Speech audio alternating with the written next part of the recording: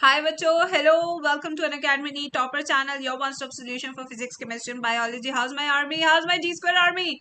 Yes बच्चों, I want to know. Yes, I want to know. Yes बच्चों, how's my G Square army? कैसी है? जल्दी बताओ. अरे I'm live. I'm not live क्या? मैं live नहीं हूँ क्या? नहीं, I am live यार. ऐसे तो मत बोलो यार. I am live. आ तो चुकी हूँ मैं लाइव. यस.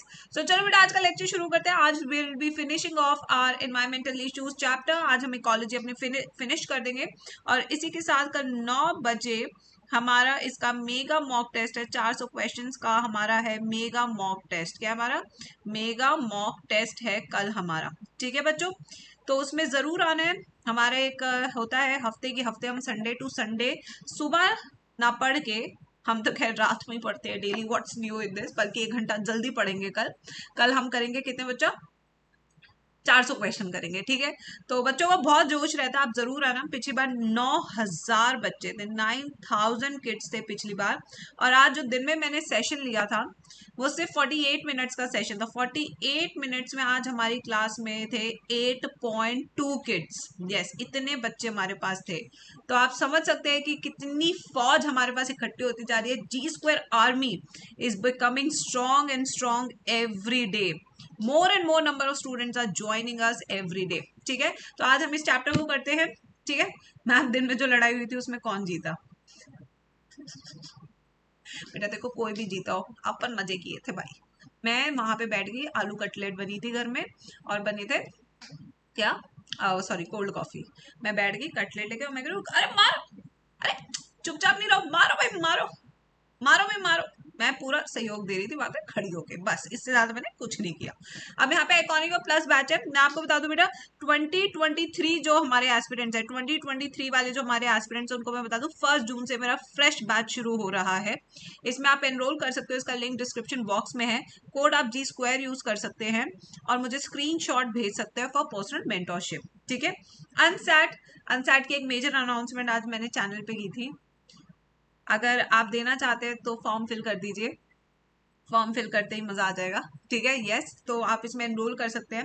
199 का है, बट 179 का हो जाएगा अगर आप जी स्क्वायर कोड यूज करेंगे. ठीक है, तो लिंक आपको डिस्क्रिप्शन बॉक्स में मिल जाएगा. 40 सिटीज में होने वाला है, जो भी आपकी सिटी है. अगर आपकी इस सिटी में आप नहीं है तो इसके फॉर्म फिल करते हुए एक अदर्स का ऑप्शन आएगा, आप उस पर क्लिक कर सकते हैं. ठीक है, अब ये हमारे प्राइजेस है. सीबीएसई नीट आइकॉनिक, ये सारी आप ले सकते हैं लॉन्ग रन के लिए. चले बेटा, ma'am we need 2 pages notes. और कैसे दूं भाई, और कैसे दूं? हाथ में दे दूं 2 पेज नोट्स? दे तो दिया सारा अपलोड करके, पूरी एक्सेल बना के. अब क्या करूं? ऐसे बुला के दूं क्या, ये लीजिए पुरस्कार 2 पेज नोट्स का? ऐसे भी देने हैं क्या?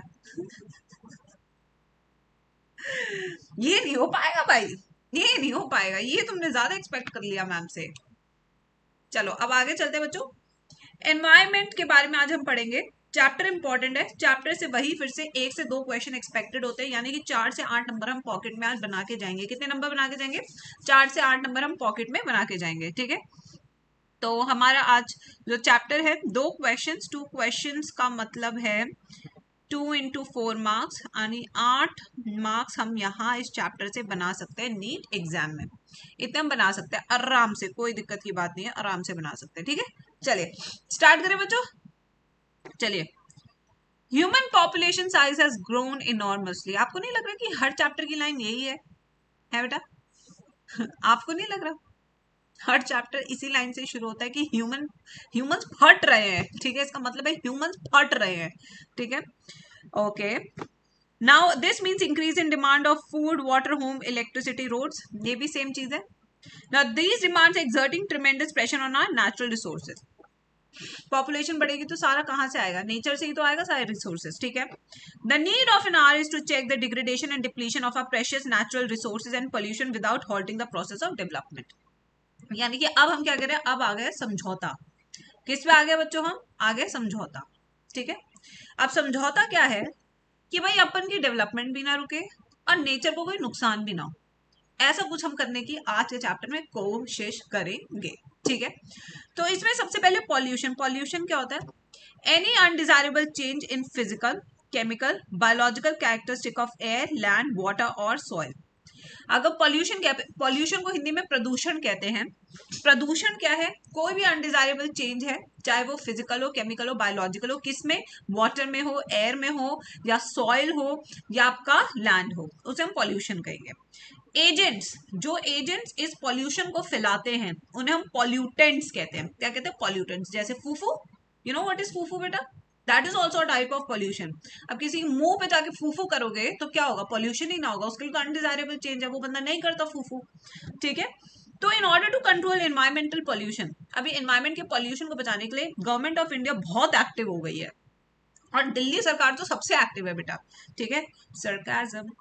तो has pass environment protection act. अब इन्होंने क्या पास किया कि इन्होंने कहा कि हम बहुत एक्टिव है अपने पर्यावरण को लेके, तो इसलिए इन्होंने 1986 में एक एक्ट निकाल दिया।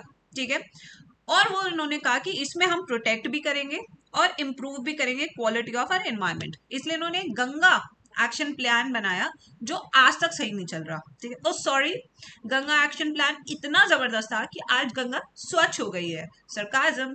ठीक है, अब आते हैं एयर पॉल्यूशन। सबसे पहले आज की क्लास में हम स्टार्ट करेंगे वायु प्रदूषण से। ठीक है, वायु प्रदूषण क्या? हमारा एयर पॉल्यूशन है। पहले हमने फैलाया कैसे और फिर उसे कंट्रोल कैसे किया, और फिर हम कहते हैं we are masters of everything. ठीक है बच्चों, now we are dependent on air. देखो आज 3000 बच्चे नहीं हुए ना, कल स्ट्रैटेजी बनेगी, कल बनेगी 40 डे स्ट्रैटेजी। आज 3000 बच्चे नहीं हुए, कल आएगी स्ट्रैटेजी। ठीक है, चलो आ जाओ। We are dependent on air for our respiratory needs. हमें एयर क्यों चाहिए? क्योंकि हमें रेस्पायर करना है, हमें ऑक्सीजन चाहिए, प्लांट्स को कार्बन डाइऑक्साइड चाहिए। नाउ एयर पॉल्यूटेंट्स, अब यही यहाँ पे एयर पॉल्यूटेंट्स हो जाते हैं, तो उसकी injury to all living organism. अब जो पॉल्यूशन बढ़ा रहे हैं उससे हम तो अफेक्ट हो ही रहे हैं भाई, जानवर भी तो अफेक्ट हो रहे हैं। दिल्ली की गाय भी बहुत ज्यादा आलसी हो गई है, उसका रीजन क्या है? उसे ऑक्सीजन ही नहीं मिल रहा मेटाबॉलिज्म के लिए। दिल्ली की गाय भी कैसे चली है? बस ऐसे चलती है, करके नहीं चलती है, क्योंकि उसे ऑक्सीजन नहीं मिल रहा है।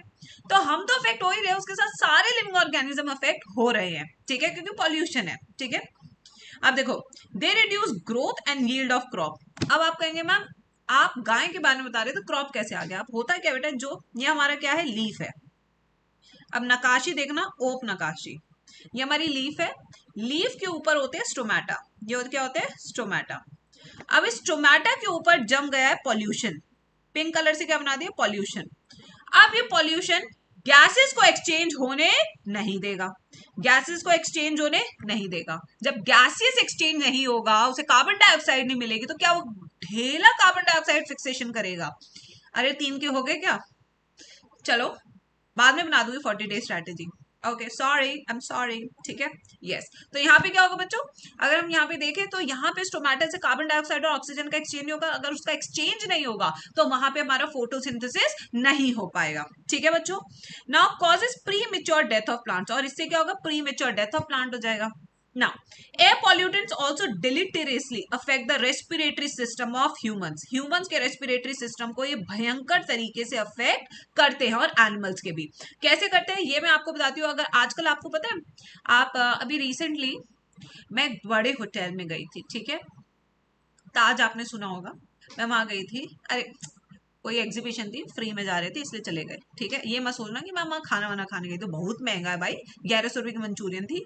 मैं कहा कोई नहीं, हम बाहर से ठेले से खा लेंगे, 110 रुपए की मिलेगी। तो अब हुआ क्या, जब हम गए तो वहां पे उन्होंने क्या लिखा हुआ था? Air quality inside the Taj residency is 17 AIQ। आप समझ रहे हो, इन्होंने इस चीज को मार्केट करना शुरू कर दिया। इसका मतलब क्या है? एयर क्वालिटी इंडेक्स पे वो कह रहे हैं, एयर क्वालिटी इंडेक्स पे वो कह रहा है कि भाई 17 है इनसाइड द ताज, क्योंकि दिल्ली में बाहर क्या रहता है? 500 रहता है। तो ये भी इस चीज को भी फ्लॉन्ट करने लग गया। अबे भाई हवा सुधारो, अंदर ताज रेजिडेंसी के अंदर नहीं सुधारना है कुछ भी। तो अब आपको ये चीज समझनी होगी बेटा कि जो पॉल्यूटेंट्स है वो हमारे पास दो तरीके के हैं। एक तो चलता है हमारा 10 ppm पे, कौन सा चलता है? 10 ppm पे चलता है, और दूसरा वाला जो हमारा 2.5 ppm पे चलता है। ठीक है, जो 10 ppm वाला है नुकसानदायक तो है, बट कम नुकसानदायक है। ठीक है, लेस। इसको हम रोक सकते हैं बाय वेयरिंग N95 मास्क। जो हम N95 मास्क पहनते हैं उससे हम 10 ppm वाला पॉल्यूशन रोक सकते हैं अपने सिस्टम के अंदर जाने से, ठीक है। पर जो 2.5 ppm वाला ये इतना छोटा होता है कि इसे कोई भी मास्क नहीं रोक सकता है और ये सीधा ब्लड में जाके सॉल्युबल हो जाता है। कहां जाके सीधा सॉल्युबल हो जाता है? सीधा ब्लड में जाके सॉल्युबल हो जाता है। जैसे ही ब्लड में सॉल्युबल होता है वहीं पे हमें पता लग जाता है कि हमारी बॉडी में ऑक्सीजन कम हो गई है, हमारा मेटाबॉलिज्म स्लो हो गया है, इसलिए मोटापा चढ़ रहा है मेरे बच्चों, ठीक है। अब देखते हैं यहाँ पे ना duration of exposure, concentration of pollutant कितना है। अगर हवा में 2.5 ज्यादा है तो बहुत ही खतरनाक पॉल्यूशन है। 10 है तो खतरनाक है बट इतना नहीं है। ड्यूरेशन ऑफ एक्सपोजर, जैसे कि मैं दिल्ली में ही रह रही हूँ, मैं मान के चल रही हूँ कि मेरी -5 ईयर्स एज हो रखी है, ठीक है। रियलिटी एंड द ऑर्गेनिज्म, कि कौन सा ऑर्गेनिज्म है। Now smoke stacks of thermal power plants. Thermal power plants आपको समझना है कि ये कोल प्लांट्स की बात कर रहे हैं, जहां पे कोल को बर्न किया जाता है और एनर्जी निकाली जाती है, जिससे पहले के जमाने में ट्रेन चलती थी। Smelters and other industries release particulate and gases air pollutants together with harmless gases such as nitrogen oxygen. यानी कि पॉल्यूटेंट्स तो निकाल ही रही है ये सारी इंडस्ट्रीज, इसके साथ साथ नाइट्रोजन और ऑक्सीजन भी एनवायरमेंट पे रिलीज कर रहे हैं। बट अगर नाइट्रोजन ऑक्सीजन आए तो हमें कोई परेशानी नहीं है, बट जो पॉल्यूटेंट आ रहे हैं उससे मुझे बहुत परेशानी है। तो इस पॉल्यूशन को जो इंडस्ट्री से निकल रहा है उसको हम कैसे रोक सकते हैं ये हम जानेंगे अब, ठीक है बच्चों। आ जाओ। These pollutants must be separated and filtered out before releasing the harmless gases into the atmosphere. अब हमें इसे फिल्टर करना है। अब इसके लिए हमारे पास एक स्क्रबर है और इलेक्ट्रोस्टैटिक प्रेसिपिटेटर है। अब यहाँ पे एक ट्रिक बता दूं जिससे नीट का क्वेश्चन झट से निकल जाएगा। जल्दी बताओ, जल्दी बताओ, एक ट्रिक बता दूं। एस से हमको याद रखना है सल्फर डाइऑक्साइड, एस से SO2, एस से याद रखना है scrubber, electrostatic precipitator for dust. अब आ जाओ, ये ट्रिक तो हमने सीख ली, अब आते हैं इसको समझते हैं। There are several ways of removing particulate matter, but जो सबसे ज्यादा वाइडली यूज है उसे हम कहते हैं इलेक्ट्रोस्टैटिक प्रेसिपिटेटर। कौन सा? Electrostatic precipitator. इसमें हम क्या कर रहे हैं, ये 99% तक पार्टिकुलेट मैटर जो प्रेजेंट है उसे रिमूव कर देता है थर्मल पावर प्लांट्स में। थर्मल पावर प्लांट जहां पे कोयला जला रहे थे। तो सबसे पहला क्वेश्चन जो नीट वाले आपसे पूछ सकते हैं वो क्या पूछ सकते हैं कि इलेक्ट्रोस्टैटिक प्रेसिपिटेटर कहां यूज होता है। तो आपका आंसर होगा मैम थर्मल पावर प्लांट में यूज होता है, ठीक है। यस, कहां यूज होता है ये? Thermal power plant. यहीं पे मैं सारे पॉइंट्स लिख रही हूँ जिससे कि मेरे बच्चों के नोट्स बन जाए, इंस्टेंट नोट्स, ठीक है। उसके बाद it has electrodes, since electrostatic है तो नाम से पता लग रहा है इसके पास इलेक्ट्रोड्स होंगे। Now it has electrode wires that are maintain at several thousand volts. तो इसके पास इलेक्ट्रोड्स हैं और ये इलेक्ट्रोड्स किस पे मेंटेन है? 1000 वोल्ट्स पे। किस पे मेंटेन है? 1000 वोल्ट्स पे ये मेंटेन है, ठीक है। Which produces a corona, corona की तो बात नहीं करो आज के जमाने में तो ही अच्छा लगता है, ठीक है। Corona that releases electrons. अब ये जो इलेक्ट्रोड है ये क्या निकाल रहा है? ये निकाल रहा है electrons, a corona of electrons. These electron attach to dust particles giving them a net negative charge. अब हर डस्ट पार्टिकल पे कौन सा चार्ज आ गया? नेगेटिव चार्ज आ गया, ठीक है। Now the collecting plate are grounded, नीचे क्या लगी हुई है? ग्राउंड पे कलेक्टिंग प्लेट लगी हुई है जो कि सीधा खींच लेगा इलेक्ट्रॉन को, ठीक है। So attract the charge dust particle, the velocity of air between the plates must be low enough to allow the dust to fall. तो यहाँ पे हमको समझ में आया क्या हुआ? चलो अब इसको देखते हैं। अब क्लियर विजुअलाइजेशन चलेगा, एक बार चैट बॉक्स में बता देना, ठीक है। यस, 3-4 बच्चे तो बिल्कुल सन की आते हैं डेली, है ना। चलो अब देखो क्या हो रहा है। ये हमारी इलेक्ट्रोड्स है, नीचे से क्या निकल रही है हमारी? यहां से मान लो कि हवा आ रही है लो वेलोसिटी पे, ठीक है। जब वो आ रही है ऊपर से हवा आ रही है, यहां से इलेक्ट्रॉन छोड़ रहे हैं, ठीक है। ये इलेक्ट्रॉन डस्ट पार्टिकल से चिपकेगा और सीधा किससे चिपक जाएगा? कलेक्टिंग प्लेट से। तो अब जो गैस बाहर निकलेगी वो गैस क्या होगी? आपकी dust particle free, particulate matter free हो जाएगी।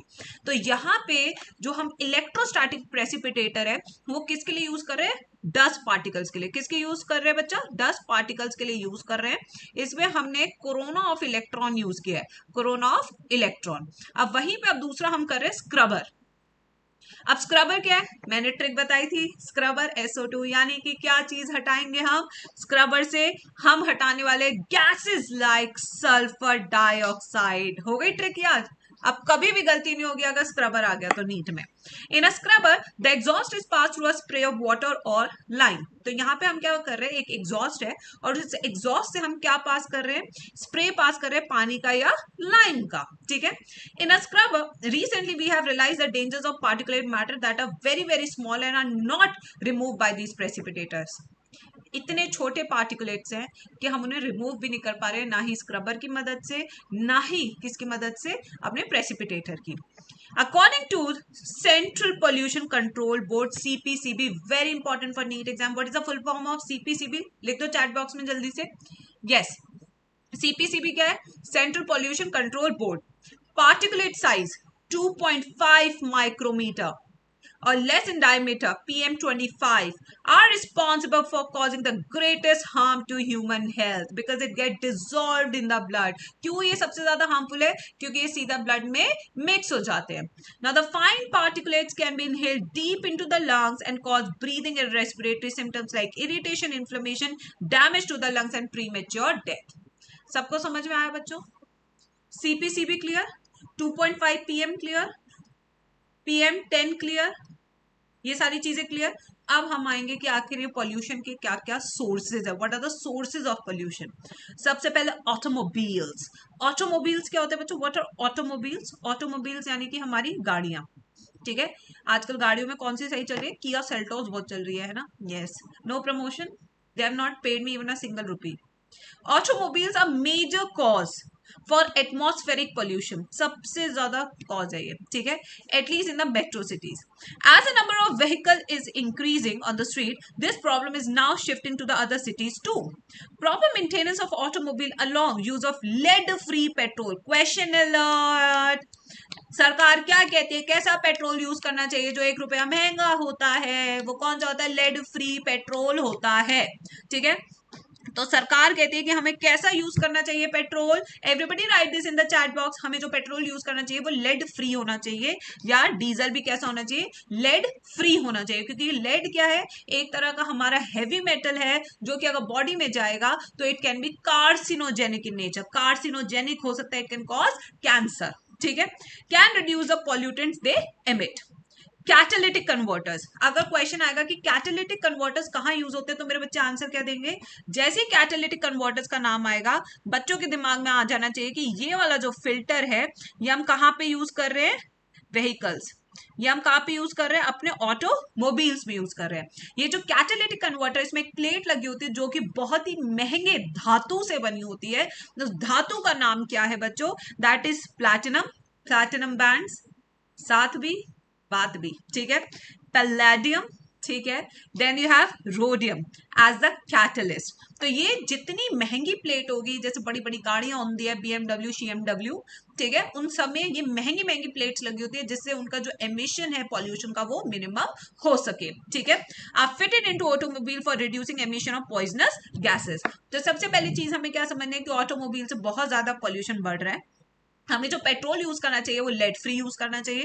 तीसरी बात, यहाँ पे कैटालिटिक कन्वर्टर्स लगे होते हैं जिससे पोल्यूशन कम हो सकता है। कैटालिटिक कन्वर्टर्स में we have platinum, we have palladium and we have rhodium, ठीक है बच्चों। अब आगे चलते हैं।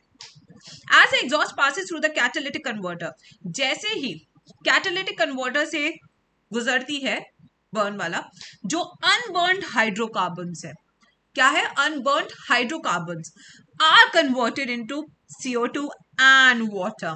तो यानी कि जितने भी हमारे अनबर्न्ड हाइड्रोकार्बन से उन्हें हम कार्बन डाइऑक्साइड और वाटर में बदल रहे हैं, एंड कार्बन मोनोऑक्साइड में और नाइट्रिक ऑक्साइड में, to carbon dioxide and nitrogenous gas. तो यहाँ पे हमने इसे कन्वर्ट कर दिया जिससे कि ये कम से कम पॉल्यूशन फैला सके अपन के नेचर में, ठीक है। Motor vehicles equipped with catalytic converter should be use unleaded petrol because lead in petrol inactivates the catalyst। तो आपने देखा होगा पीछे की तरफ सिर्फ एक वाला होता है लेड वाला, जिसमें बजाज चेतक वाला स्कूटर जाता है।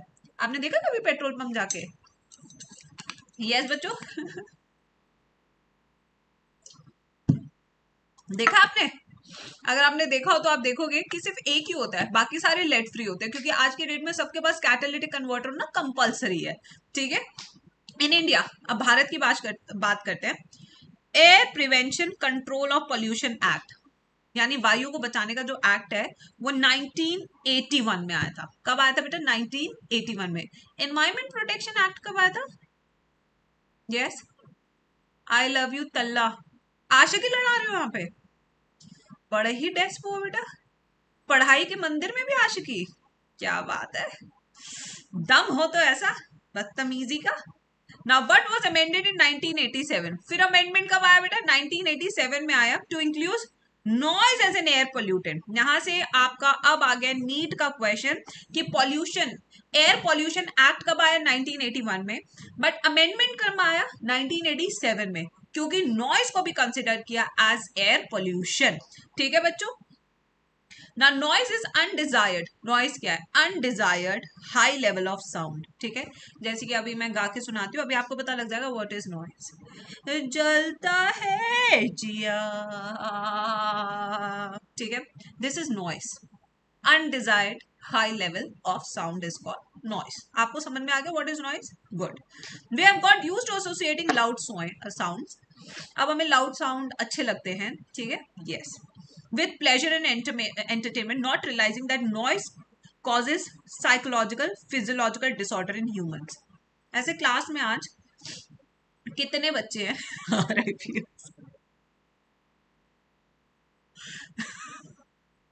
बेटा तुम बहुत मजाक उड़ाने लग गए हो जी स्क्वायर का यार, बहुत मजाक यार, बहुत मजाक उड़ाते हो यार। छोड़ूंगी नहीं मैं तुमको नीट के बाद, एक एक से बदला लूंगी, देख लेना। ठीक है, अच्छा चलो अब यहाँ पे, अरे मेरा फोकस क्यों हिल गया? हाँ, नहीं फोकस आ गया, आ गया, हाँ। अच्छा, कितने बच्चे ऐसे जिन्हें लाउड वॉइस से प्रॉब्लम होती है, इरिटेशन होती है, जरा सा भी शोर मचाए तो इरिटेशन होने लगती है? यस, कोई है ऐसा बच्चा क्लास में? Anybody who feels irritated with loud voice? मैं आपको बता दूं, आपकी बॉडी में मिनरल्स की कमी है, वाइटामिन की कमी है, try to take multivitamins, you might not feel irritated. ठीक है, a healthy tip from G square. तो now the bigger the city the bigger the function. मतलब कि अगर दिल्ली में है, दिल्ली सिटी बड़ी है, तो यहाँ पे शादी में कैंडी हुंदी से पूरा ऐसे गाना बजेगा। ठीक है, the greater the noise. A brief exposure to extremely high sound level, 150 dB or more generated by takeoff of a jet plane or rocket may damage eardrums। अगर आप बहुत तेज वूफर के पास जाके गाना सुन रहे हैं तो आपका जो ईयर ड्रम है वो डैमेज हो सकता है परमानेंटली। ठीक है, even chronic exposure to a relatively lower noise level of cities may permanently damage hearing abilities of human। तो यहाँ पे क्या, अगर आप परमानेंटली तेज ईयरफोन लगा के सुन रहे हैं गाना तो उसमें भी आपको प्रॉब्लम हो सकती है, तो इसलिए कम आवाज में गाना हमेशा सुनना चाहिए। Noise can cause sleeplessness. जो रात में गाना सुनते हैं ना, पंजाबी गाने, यस, तेरा नी में लवर, तो अगर ऐसे गाने आप सोच सुन के सो रहे हैं तो बेटा नींद नहीं आने वाली, दिल में तो लगता रहेगा ना लवर लवर लवर, ऐसे नहीं होना चाहिए। Increase heart beat, heart beat बढ़ जाएगी। Altered breathing pattern, thus considerably stressing humans। तो noise can be a very huge reason for your disturbance in your sleep pattern, in your general pattern of the body। ठीक है बच्चों, आ जाओ। Considering the many dangerous effects of noise pollution, can you identify the unnecessary source of noise pollution? Unnecessary source क्या हो सकता है, बताइए जरा। आज दिन में लड़ाई हुई थी, आपको बताया था मैंने, जहां मैं कटलेट के साथ एंजॉय कर रही थी। यस, तो वो क्या unnecessary source of noise pollution है। ठीक है, financial loss to anybody. Reduction of noise in our industries can be affected by use of sound absorbent material और बाय मफलिंग नॉइस। तो अब क्या हो गया, साउंड प्रूफिंग होनी शुरू हो गई, जिससे कि साउंड इधर से उधर ना जा सके। ठीक है, स्ट्रिंजेंट फॉलोइंग लॉज। अब लॉज हो गया, पहले क्या होता था बेटा, दिल्ली में भक्त बहुत है। मैं आपको बताती हूँ, नवरात्रि आते हैं, 9 दिन के होते हैं, आप यकीन नहीं मानोगे, 9 के 9 दिन रात में जगराते चलते थे। मतलब कि रोज रात में 9 बजे बैठ जाओ कि आज तो जागना है। देखो, दिल्ली का टीचर ही तुम्हें पढ़ा रहा है रात के 10 बजे, क्योंकि एक्सपीरियंस है भाई, एक्सपीरियंस है, सोने ही नहीं दिए इन लोगों ने, जगराते करा लो। इसलिए तो हर चीज पे जय माता दी निकलता है, जिंदगी में कुछ भी चल रहा हो जय माता दी, क्योंकि एक्सपीरियंस इतना है। हर टाइम रात में यही सुनना होता था कि चलो सब मिलके बोले जय माता दी, बोल, आदत हो गई भाई, आदत हो गई, रात में जागने की आदत हो गई, हर बात में जय माता दी बोलने की आदत हो गई, दिन भर यही सुनते थे। तो क्या करे भाई, अब चलता ही यही था। तो अब सरकार ने क्या कहा, भाई सब जय माता दी बोल रहे हैं, ये क्या चल रहा है। ठीक है। तो इन्होंने कहा कि 12 बजे के बाद अब नहीं चलेगा। अब जैसे जागरण पे बैन लगाया कि रात के 12 बजे जागरण नहीं होगा, ये लोग माता की चौकी शुरू हो गए। अब 12 बजे तक की आदत हो गई। अब देखो 10 से 12 क्लास ली जाती है, उसका रीजन क्या है? 12 बजे तक की आदत है। जय माता दी बोलो इस बात पे। तो आदत बन गई, करे तो करे क्या। ठीक है ना बच्चों।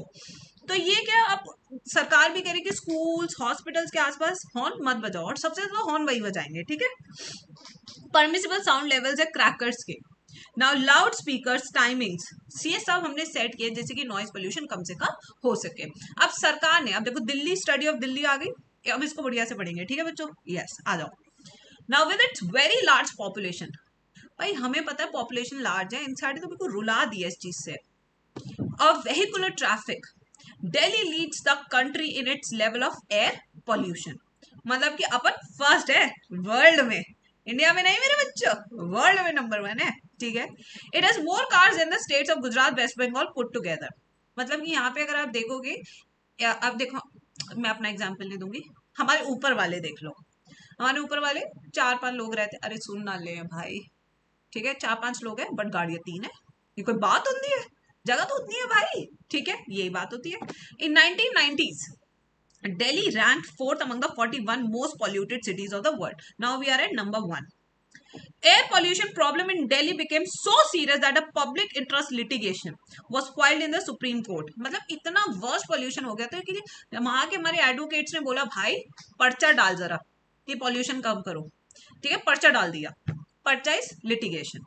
After being censored, ठीक है, very strongly by the Supreme Court, under its directives, the government was taken asked to take within a specified time period appropriate measures, including switching over the entire fleet of public transport, that is buses, from diesel to CNG, compressed natural gas. तो अब court को कहना पड़ा कि भाई सांस नहीं ले पा रहे हम, सांस में तेरी सांस मिली तो कैसे होगा, हम तो सांस ही नहीं ले पा रहे।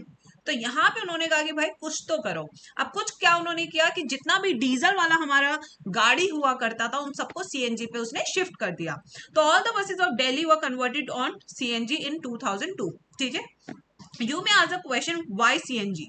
सीएनजी क्या है? CNG stand for compressed natural gas. अब इससे क्या है, सीएनजी सस्ती है।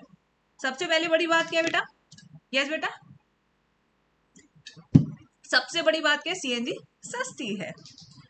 इसे सुन के कितना अच्छा लग रहा है ना। CNG burns most efficiently unlike petrol और diesel.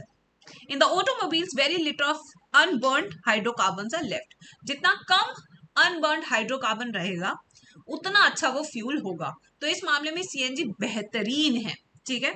More over CNG is cheaper than petrol और diesel, can not be siphoned off by the thieves. अब थीव्स ये आपने देखा है, आपने कभी पेट्रोल निकाला स्कूटी से? मैंने 3-4 बार निकाला भाई। अब देखो उसको कैसे निकालता है, आई टेल यू। एक टंकी खोलनी है, ठीक है, और अपनी स्कूटी की टंकी खोलनी है। एक छोटा पाइप हमेशा होना चाहिए, तभी आप प्रो लेवल के हैं। ठीक है। अभी क्या होता है, इमरजेंसी हो जाती है कई बार। 50 रुपए का तो पेट्रोल हर कोई भरवाता है, 50 का कब खत्म हो जाता है पता भी नहीं चलता। तो उसमें क्या है, पाइप लेना है और पाइप आपने दोनों को कनेक्ट करना है, बट थोड़ा सा आपने सब करना है और फिर आपने उसको रेगुलरली ऐसे ऐसे करना है, तो वो शिफ्ट होना शुरू हो जाएगा। इस तरीके से आपको करना रहता है। ठीक है बच्चों। तो ये गैस के साथ नहीं कर सकते ना, आप पाइप से गैस लोगे भूल जाओगे तो ये नहीं हो पाएगा। ठीक है ना, एडल्टर्ड लाइक पेट्रोल, ना इसमें मिलावट हो सकती है। ठीक है, और ना ही जो पेट्रोल पंप वाले वो टाका लगा सकते हैं। टाका समझते हैं आप लोग? टाका, do you know what is टाका? मम्मी पापा से पूछना। ठीक है, जब वो पेट्रोल भरते हैं ना तो ऐसे पहले दबा देते हैं, तो इंजन तो चलता रहता है पैसों का, बट पेट्रोल नहीं भरता है, टाका लगाना कहता है इसको।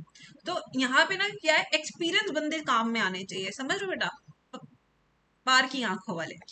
The main problem with switching over to CNG is the difficulty of laying down the pipelines. अब डिफिकल्टी भी है इसके साथ, पाइपलाइन कैसे डालें, खुदाई करनी पड़ेगी, रोड फिर बनानी पड़ेगी। खैर रोड तो वापस बनती रहती है, पैसा आता है ना बार बार रोड बनाने से, बनी हुई रोड को बनाने में ही तो मजा है मेरे बच्चों। Deliver CNG through distribution point pumps ensuring uninterrupted supply, तो ये बहुत बड़ा एक चीज थी। Simultaneously parallel steps taken in Delhi for reducing vehicular pollution include out of old vehicles। आपको पता है 10 साल तक डीजल की गाड़ी चलती है दिल्ली में, उसके बाद आप चला नहीं सकते 10 साल के बाद। ठीक है, ले जाएंगे आपकी गाड़ी और आपको बिठा के। और सिर्फ अनलीडेड पेट्रोल यूज होना चाहिए।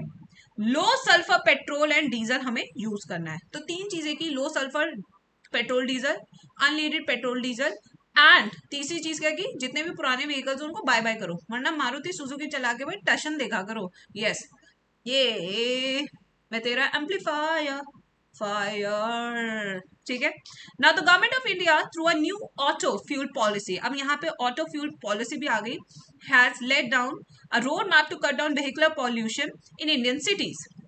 Most stringent norms were applied। अब हम क्या कर रहे हैं, to reduce sulphur and aromatic content in petrol and diesels. तो बेसिकली सल्फर कम करना है, एरोमेटिक कंटेंट कम करना है हमें, किसके अंदर, अपने फ्यूल्स के अंदर। तो यूरो 3 नॉर्म्स, हमारे यूरो 3 नॉर्म्स क्या थे, for example stipulate that sulphur be controlled. जो सल्फर है, ये नीट का क्वेश्चन है, सल्फर 350 ppm पे रहना चाहिए डीजल में और 150 पे रहना चाहिए पेट्रोल में, ठीक है। तो 350 तक चल जाएगा किसमें, डीजल में, और 150 पे चलेगा पेट्रोल में। अगर इससे ज्यादा हुआ तो वो खतरनाक है हमारे एनवायरमेंट के लिए, ठीक है। Aromatic hydrocarbons are to be contained at 42% at 42% of concentrated fuel. According to a roadmap is to reduce 50 ppm in petrol, diesel, bringing down to the level of 35%. तो यानी कि अब हमें और कम करते रहना है इसको, सल्फर को, जिससे कि हम अपने एनवायरमेंट को बचा सके। Mass emission standards, Bharat 2 stage which is equal to Euro 2 norm has no more application in any of the cities of India. अब यहाँ पे देखते हैं जो 4 व्हीलर्स है उनके पास 3 होना चाहिए, 4 के पास 4, जो 13 मेगा सिटीज में है, यहाँ पे कंपल्सरी है, यहाँ पे 4 ही चलेगा। 3 जो हमारा 3 वाला है, 3 व्हीलर्स, वो हमारे कहाँ पे चलेगा, वो भी 3 पे चलेगा, और 2 वाला 3 पे चलेगा, ये चल सकता है। बट जो हमारे 4 व्हीलर्स है, फोर्थ भारत स्टेज 4 वाले, वो तो मेगा सिटीज में चलने ही चाहिए as to reduce the pollution. तो अब हमने CO2 और सल्फर डाइऑक्साइड कम कर दिया दिल्ली में 1997 और 2005 के बीच में। ये सब झूठ है, झूठ है मेरे बच्चों, झूठ। अरे मैं बोलूंगी नहीं कुछ भी, समझ जाना, ठीक है। यस,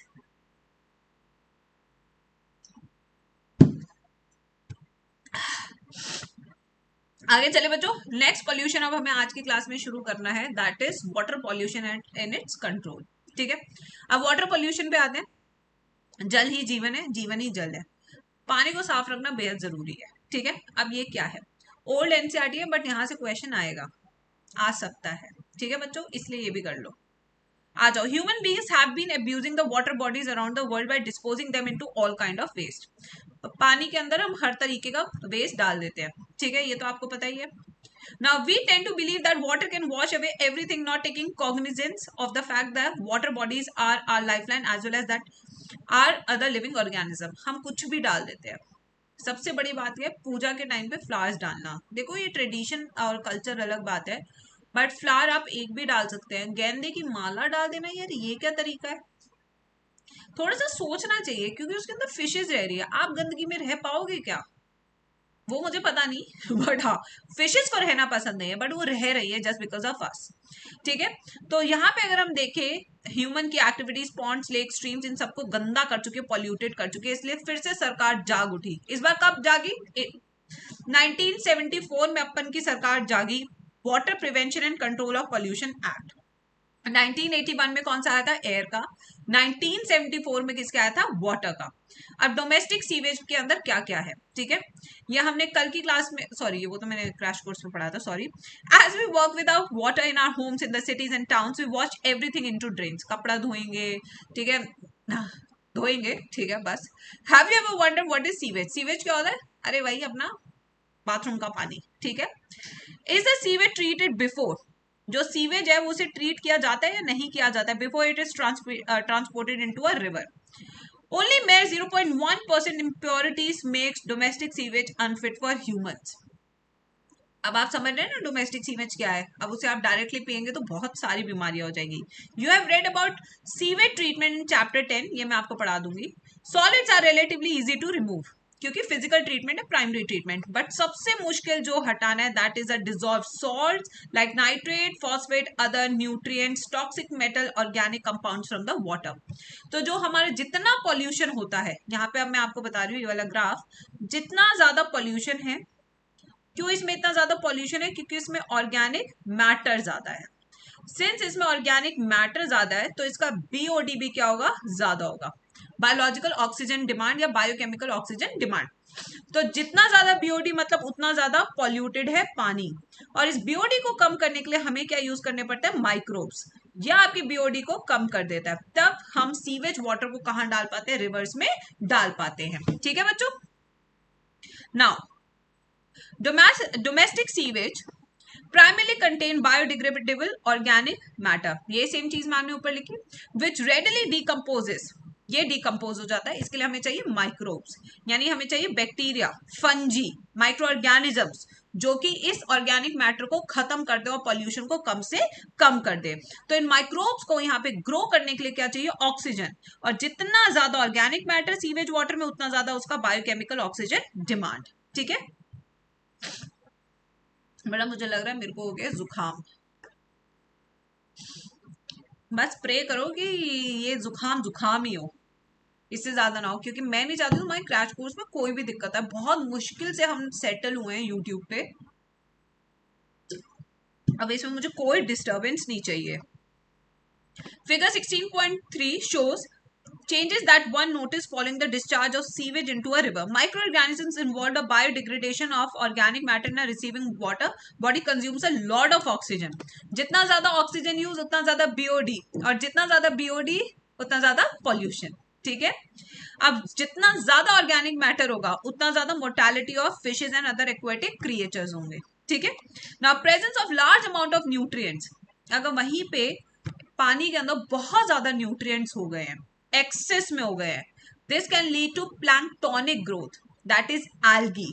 और जब एल्गी, इसे कहे तो काई, अपन अगर इसे देसी भाषा में बोले तो काई, अगर काई जब नहीं शुरू हो जाती है तो उसको बोलते हैं एल्गल ब्लूम। ठीक है, अब ये एल्गल ब्लूम क्या करता है, नीचे ऑक्सीजन जाने नहीं देता, फोटोसिंथेसिस होता ही नहीं एक्वेटिक प्लांट्स में, जिसके कारण आपकी क्या होती है, वाटर की क्वालिटी भी घटती है और फिश मोर्टेलिटी, जैसी मछली मरेगी वहां से बदबू आनी शुरू हो जाएगी। तो जब भी पानी खड़ा होगा, काई जमी होगी, उसमें से बदबू आएगी ही आएगी। ठीक है, and this is extremely toxic for human beings.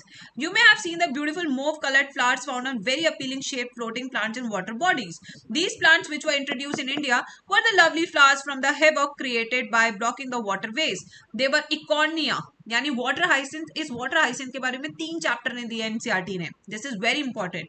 World's most problematic aquatic weed, also called as terror of Bengal. कौन है भाई terror of Bengal? Water hyacinth यानी इकॉर्निया। ये क्या एग्जॉटिक, बाहर से लेकर आया था कि बड़ा सुंदर गार्डन बनाएंगे, गार्डन की ऐसी की तैसी कर दी इसने। ठीक है, they grow abundantly and eutrophic water bodies, imbalance in the ecosystem dynamics of the water. So sewage from our homes as well as from our offices, hospitals likely to contain undesirable pathogenic microorganisms. अगर ऐसा पानी हम पीते तो हमें हो जाता है कॉलेरा, हमें हो जाता है टाइफॉइड, हमें हो जाता है जॉन्डिस, हमें हो जाता है डिसेंट्री। तो इन सब से बचने के लिए हमें हमेशा स्वच्छ जल पीना चाहिए। कैसे जल पीना चाहिए? स्वच्छ जल। ठीक है, unlike domestic sewage waste water from industries like petroleum, paper manufacturing, metal extraction and processing, chemical manufacturing, etc. often contain toxic substances, notably heavy metals, more than 5 grams, mercury, cadmium, copper, lead, and a variety of organic compounds. तो आपको एक चीज बता दूं बेटा, हमने recently एक experiment किया था।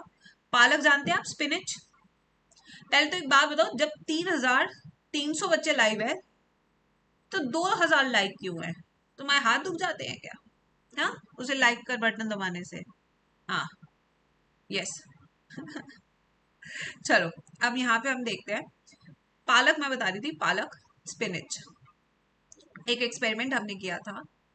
हमने क्या किया, हमने 2 तरह के एरिया बनाए। मैं आपको पहले एक्सपेरिमेंट समझाती हूँ, फिर मैं आपको ये concept समझाऊंगी।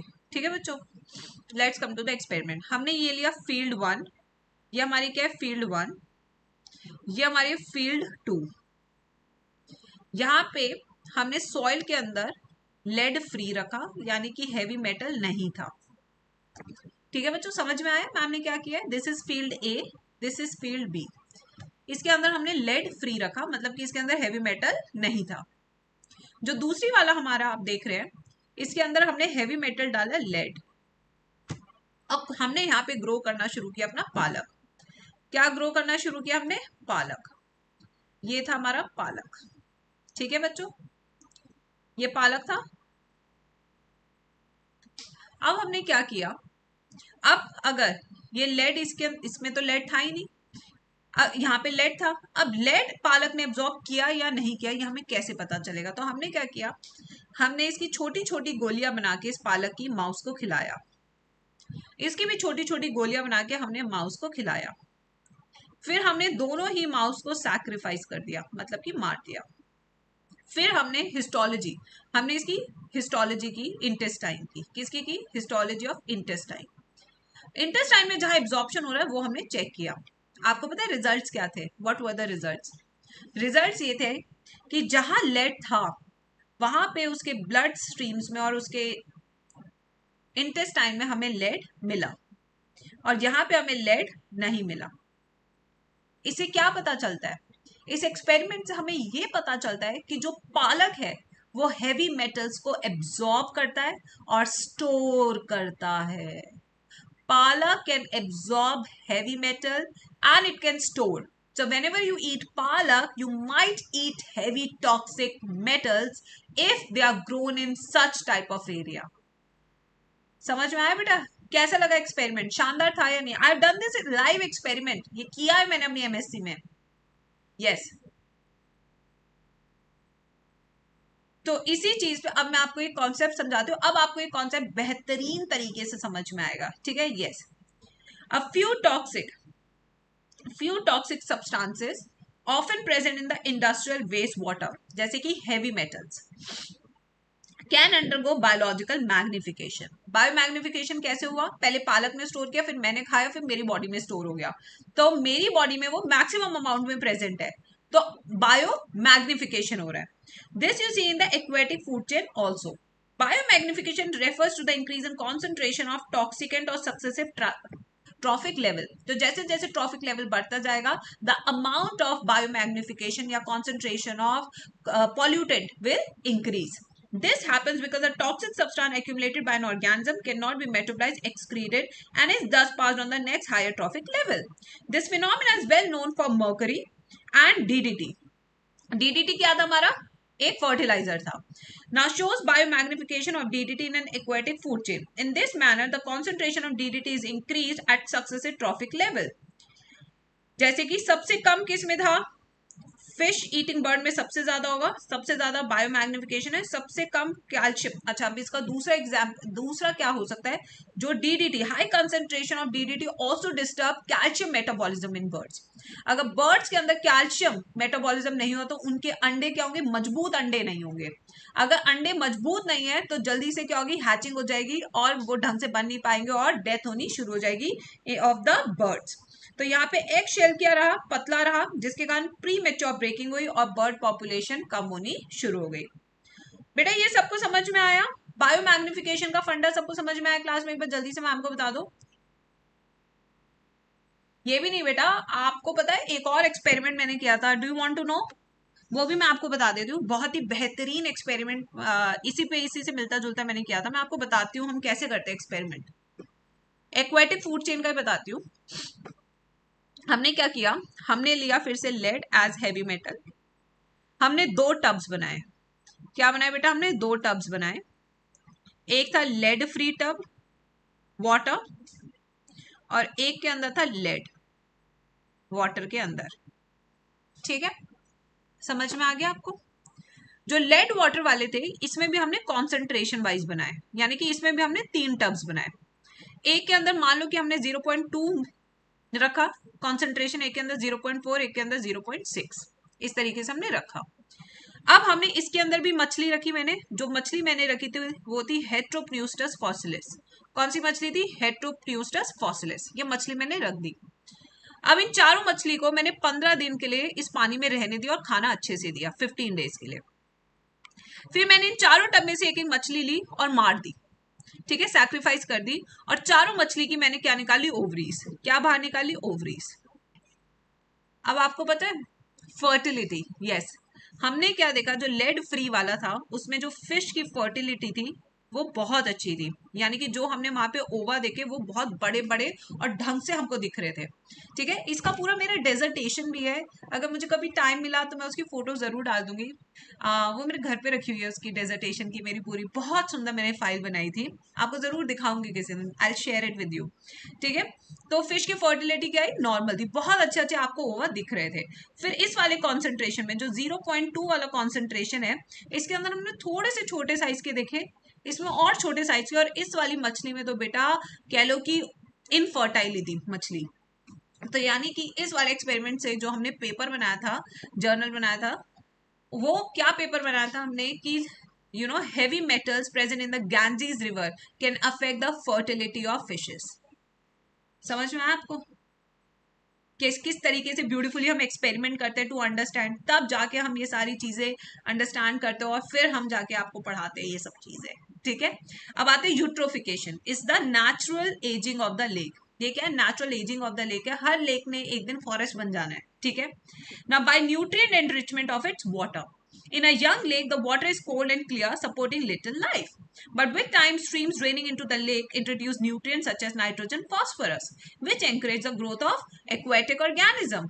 As the lake's fertility increases, जैसे जैसे लेक की फर्टिलिटी इंक्रीज होगी, प्लांट एनिमल्स आने लगेंगे। ठीक है, बट हर लेक ने एक ना एक दिन फॉरेस्ट बन जाना है। ठीक है, यस, बट होता क्या है, ह्यूमंस के कारण ये जो यूट्रोफिकेशन है वो बहुत जल्दी होना शुरू हो गया है। क्या हो गया, यूट्रोफिकेशन बहुत जल्दी होना शुरू हो गया है, क्योंकि यहाँ पे उनका डिस्टर्बेंस, क्योंकि हर चीज में ना घुसाने की आदत है ना। Pollutants from the man's activities like effluents from industries and home can radically accelerate the aging process. तो ये क्या है, हमारे काम से ये एजिंग बहुत जल्दी हो गई है, तो जो लेक्स है वो फटाफट से कन्वर्ट हो रही है इनटू छोटा छोटा फॉरेस्ट, जो कि सही नहीं है। During the past century, lakes in many parts of the earth have been severely eutrophied by sewage and agriculture industrial waste. The prime contamination are nitrates and phosphates. तो सबसे ज्यादा रिस्पॉन्सिबल कौन है, nitrates and phosphate, which act as plant nutrients. They may overstimulate the growth of algae. algae बन जाती है, oxygen कम हो जाता है पानी के अंदर, एक्वेटिक लाइफ मर जाती है।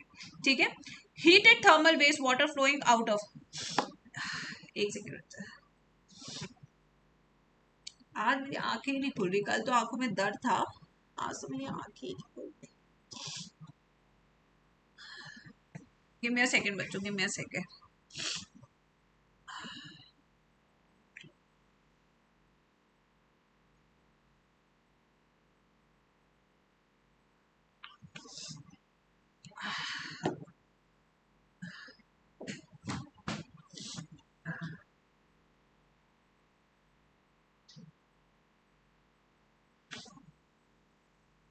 मैं रो नहीं रही हूँ प्लीज, दर्द है मेरी आंखों में पड़ा पड़ा के स्क्रीन एक्सपोजर के कारण। यस, इतने एफर्ट्स करते हैं हम टीचर्स आपके लिए, और फिर भी हम इतनी गालियां सुनते हैं तुम लोगों से दिन रात। चलो आ जाओ। Heated waste water flowing out of electricity generating units, example thermal power plants, coal वाला, constitute another important category of pollutant. यहां से भी पॉल्यूटेंट भर के आता है। थर्मल वेस्ट वाटर एलिमिनेट और reduce the number of organism sensitive to high temperature. इतना गर्म पानी आता है कि मछली पे डालो तो यार मछली जल जाएगी ना, मछली जल जाएगी, क्यों जलाना है मछली को। ठीक है, may enhance the growth of plants and fish in extremely cold areas but after causing damage to the indigenous flora and fauna. अब आते हैं case study waste water treatment. यहाँ पे हम वो अरकाटा बॉयज के बारे में पढ़ेंगे ना, अरकाटा मार्श, यस, उनके बारे में पढ़ते हैं। Let's study about the boys. ठीक है, waste water including sewage can be treated in the integrated manner. अब ये कह रहे हैं कि देखो सीवेज का पानी तो आ ही रहा है, बट हम इसे इस तरीके से सही करें कि हमारा फायदा भी हो जाए और पानी भी प्यूरिफाई हो जाए। ये हमारा किया था फोम वालों ने। An example of such initiative is in the town of Arcata. कहाँ पे किया है, अरकाटा में, situated along the northern coast of California, US के लोगों ने, collaborating with biologist Humboldt State University के। ठीक है, the cleaning occurs in 2 stages. यहाँ पे cleaning of sewage water 2 stages में हो रही है। पहला, कन्वेंशनल सेडिमेंटेशन, यानी पानी को खड़ा कर दो, जो भी उसमें गंदगी है वो नीचे बैठ जाएगी। Filtering and chlorine treatment are given. Chlorine का पानी तो आपको पता है स्विमिंग पूल में भी होता है, बच्चे तो सुसु वहीं करके आते हैं स्विमिंग पूल में। बच्चों का कंफर्म है, वो जाते हैं स्विमिंग पूल में सूसू करने के लिए। यस, ठीक है। After this stage lot of dangerous pollutants like dissolve heavy metals still remain. ठीक है, जब हम ये सारी प्रोसेस कर देते हैं, सेडिमेंटेशन कर देते हैं, फिल्ट्रेशन कर देते हैं, क्लोरीन ट्रीटमेंट भी कर देते हैं, तब भी हम क्या देख रहे हैं बच्चों, तब भी हमारे हैवी मेटल्स रह गए हैं। सिंस वहां पे हैवी मेटल्स अभी भी रह गए हैं बच्चों, तो उसको हटाना जरूरी है, क्योंकि हम उसे इनहेल तो कर नहीं सकते, ना ही हम उसको पी सकते हैं। ठीक है, तो अब हमें क्या करना है देखते हैं। Now to combat this an innovative approach was taken and the biologists developed a series of 6 connected marshes over 60 hectares of marshland। 60 hectare of Marsh land में उन्होंने कितने कनेक्ट किए, 6 मार्शेस कनेक्ट किए। Appropriate plants algae fungi bacteria were seeded in that area. Algae fungi bacteria उन्होंने grow किया। विच neutralise absorb assimilate pollutants, जिन्होंने neutralise भी किया, एब्जॉर्ब भी किया सारे हैवी मेटल्स को। अब जो पानी निकला वो क्या था, तरोताजा। जो ऐसा पानी निकला जैसे हमारी गंगोत्री से पानी निकलता है। ठीक है बच्चों, the marshes also constitute a sanctuary with high level of biodiversity in the form of fishes, animals, birds now reside there. यही नहीं, इसी के साथ साथ हमें बहुत ही हाई लेवल ऑफ बायोडाइवर्सिटी भी वहां देखने को मिली। तो इसलिए this was a hit and this was called as Friends of the Arcata Marsh, that is FOAM, are responsible for the upkeep and safeguarding this wonderful project. All this time, we have assumed that removal of waste require water, that is creation of sewage. Excreta होता है इसके अंदर, dry composting toilets, ये भी आजकल काफी trend में है। Practical, hygienic, efficient, cost effective solution of human waste disposal. The key point to note here is that composting method human excreta can be recycled into a resource as natural fertilizer. आपको पता है सबसे ज्यादा कहाँ use होता है, चीना में। यस, सबसे ज्यादा human excreta is used as fertilizer in China in a large, क्योंकि वहाँ ह्यूमन पॉपुलेशन बहुत है ना बच्चों, ह्यूमन पॉपुलेशन बहुत है, ह्यूमन एक्सक्रीटा भी उतना ही बनेगा जितना ह्यूमन एक्सक्रीटा बनेगा, बस बात खत्म। यूज करो उसे एज फर्टिलाइजर। किसी को खाने गया चाइना के बादाम, anybody wants to have China बादाम, डू लेट मी नो बच्चों, डू लेट मी नो। ठीक है, which reduces the need for chemical fertiliser. ठीक है, तो ये जो हमारी टॉयलेट्स है इन्हें इको सैन कहते हैं, eco san toilets in many areas of Kerala and Sri Lanka. ठीक है, yes, anybody wants to have China बादाम, आई कैन सेंड यू। मना कर रहे हैं। अब आते हैं नेक्स्ट, सॉलिड वेस्ट। ये चैप्टर बहुत लंबा है ना,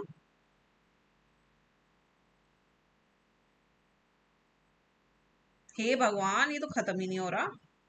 चलो कोई नहीं, करके तो जाएंगे। आज मेरा बहुत तेज हेडेक हो रहा है, बट कोई नहीं, जितना हो पाएगा उतना करते हैं बच्चों। ठीक है, solid waste. Solid waste refers to everything that goes out in trash. जो चीज हमने डस्टबिन में डाल दी उसे सॉलिड वेस्ट बोलेंगे, चाहे वो केले का छिलका हो या तुम्हारा लव लेटर हो। Municipal solid waste are waste from homes, offices, stores, schools, hospitals, etc. Municipal waste कौन सा है, जो सुबह आती है ना गाड़ी, time time time time time time time time, वो आती है और कहती है कि अपना कूड़ा डाल दो वहां पे। दिल्ली वालों ने चलाया ये सब। ठीक है, that are collected and disposed by the municipality. The municipal solid waste generally comprises of paper, food waste, plastics, glass, metals, rubber, leather, textile, ये सब चीजें म्युनिसिपल वेस्ट है। Burning reduces the volume of the waste, although it is generally not burnt to completion. Open dumps often serve as a breeding ground for rats and flies. तो अगर आप कूड़ेदान के पास देखो तो वहां पे बहुत सारे चूहे और बहुत सारे मच्छर देखने को मिलते हैं। Sanitary landfills were adopted as a substitute for open burning dumps. In a sanitary landfill, waste are dumped into a depression or a trench after compaction and converted with dirt every day. ठीक है, अब ये आपको पता है बेटा, दिल्ली में बहुत बड़ा पहाड़ है, तुमने देखा है? दिखाऊं तुम्हें? रुको मैं तुम्हें अभी दिखाती हूँ दिल्ली का पहाड़। Let me show you Delhi waste पहाड़ इन बवाना बाईपास के आसपास है। हाँ देखो, गूगल भी समझता है। आई शो यू, ये देखिए दिल्ली का ये पहाड़ है, देख रहे हैं सब? कुछ दिन तो बिताइए दिल्ली में। हाँ, oh you scared me. The charger is in the room ना। हाँ लगा हुआ है चार्जर रूम में। Okay yes, I got scared. तो पहाड़ देख रहे हो बच्चों, आप आएंगे नहीं क्या दिल्ली में घूमने? दिल्ली में नहीं आएंगे आप घूमने? अच्छा नहीं लग रहा मुझे तुम दिल्ली में नहीं आ रहे। ये लो लो लो, और बढ़िया व्यू देखो, ये देखो कैसा पहाड़ है। You left it, okay, I'll give you, just give me a second, I'm on YouTube, so okay। बेटा एक सेकंड, जब तक आप पहाड़ एंजॉय करो दिल्ली का कूड़े वाला, जस्ट वॉच इट। दिल्ली की टिकट बुक करानी है तब तक करा लो। Very famous pahad of Delhi, yes, very famous pahad of Delhi. You want to see more बच्चों? ये देखिए व्यू, तो देखिए आप व्यू देखिए, मतलब नाला भी है साथ में, देख रहे हो? कहीं और मिलता है आपको? ये देखो न्यूज भी आई है, कूड़ा देगा पानी बिजली ईंधन। आज तक तो देखो कुछ नहीं आया सिवाय स्मेल के। आप देख सकते हो इतना शानदार पहाड़, गजब ना गजब। आओगे नहीं क्या दिल्ली? आओगे नहीं? आना ना यार, आ जाओ एक बार तो, ऐसा मत करो, कोई नाराजगी है हमसे? आना जरूर, मजा आएगा, साथ में जाएंगे देखने।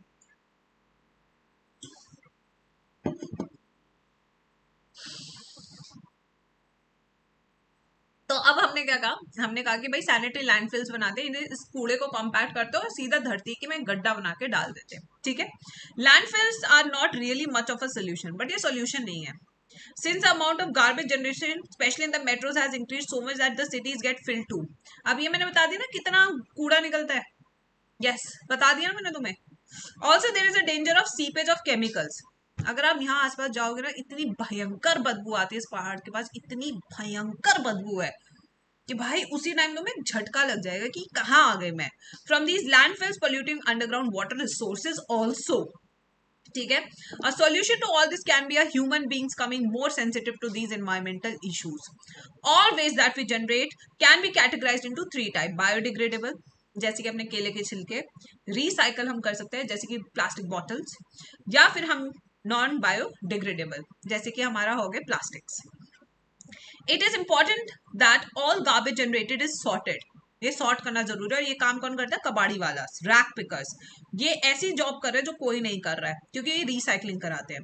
The leaves only the non biodegradable to be disposed off. The need to reduce our garbage generation should be prime goal instead of increasing the non biodegradable products. बेटा प्लास्टिक यूज करना, वैसे प्लास्टिक को avoid करना आज की life में बहुत मुश्किल है, but you can try this. Just pick any ready-made packet of any good quality eatable biscuit packet. Study the packaging. Do you see the number of protective layers used? Tetra packaging, क्या होता है tetra packaging बच्चों? What is tetra packaging? Yes, tetra packaging क्या होता है? कोई बता सकता है मुझे? 4 लेयर्स ऑफ पैकेजिंग होती है, जैसे कि अमूल के दूध में हमें देखने को मिलती है टेट्रा पैकेजिंग, ठीक है। एक सेकेंड हम बाल बना लें, स्टाइलिश लगना चाहिए पूरे सेशन में। ओ माय गॉड, ये स्टाइलिश नहीं लग रहा, ये भूतिया लग रहा है। यही सही है भाई, चलो भाई ये ठीक है। Note that at least 1 layer is plastic, इसमें से एक लेयर तो प्लास्टिक रहती ही रहती है। We have started packaging everything in our poly bags, जैसे कि दाल मखनी लाएंगे तो पॉली बैग में आएगी, चाय पॉली बैग में लेके जा रहे हैं भाई, स्टाइल है भाई। तो state government across the country is trying to push to reduce the plastic and go for eco friendly packaging, but eco friendly packaging is not pocket friendly packaging, तो यहाँ पे कॉस्ट ज्यादा हो जाता है, ठीक है। Hospitals generate hazardous waste, disinfectants, and other harmful chemicals, also pathogenic microorganisms. Such waste also require a careful treatment and disposal. The use of incinerators is crucial to dispose of hospital waste. Incinerators, important चीज है, use of incinerators. Now, irreparable computers and other electronic goods are known as electronic waste, e-waste. यानी कि हम mobile phone लेते हैं, आपने कभी सोचा उस मोबाइल फोन का क्या होता है? आप लोग तो बेच देते हैं, बट उसके बाद क्या हो रहा है जब वो बिल्कुल खराब हो गया, तब क्या हो रहा है ये हमें पता करना है। तो ई वेस्ट जो है बरिड होता है लैंडफिल्स में या इंसिनरेट होता है। Over half of the e waste generated in the developed world are exported to countries like China, India, Pakistan. यानी कि वहां का एप्पल का फोन यहाँ आता है बिकने के लिए, समझिए आप बात को। ठीक है। Now where metals like copper, iron, silicon, nickel, gold recover किए जाते हैं through recycling process. Unlike developed countries which have specifically built facilities for recycling e-waste, recycling of developing countries often involves manual participation. Case study, remedy of plastic waste. किसके बारे में बात करें? Ahmad sir आ गए हैं. Welcome Ahmed sir. सब Ahmed sir को वेलकम करेंगे आज की क्लास में. We are going to do his case study.